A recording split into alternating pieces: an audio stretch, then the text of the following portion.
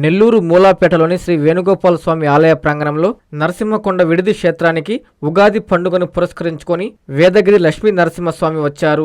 ఈ సందర్భంగా ఆ ప్రాంగణంలో అర్చకులు విశేష పూజలు నిర్వహించారు. అనంతరం మేళతాళాలు, తప్పెట్లు నడుమ దేవేరి సమేతంగా స్వామివారు శ్రీ తల్పగిరి రంగనాథ స్వామి ఆలయానికి తరలారు.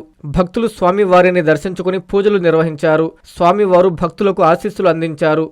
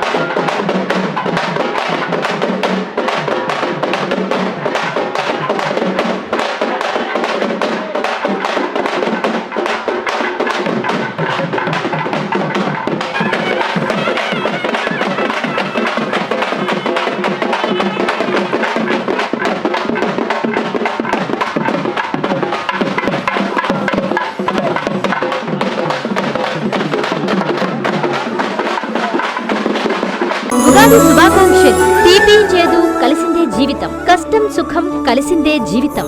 ఆ జీవితంలో ఆనందోత్సాహాలను పూయించేందుకొస్తోంది ఉగాది పర్వదినం.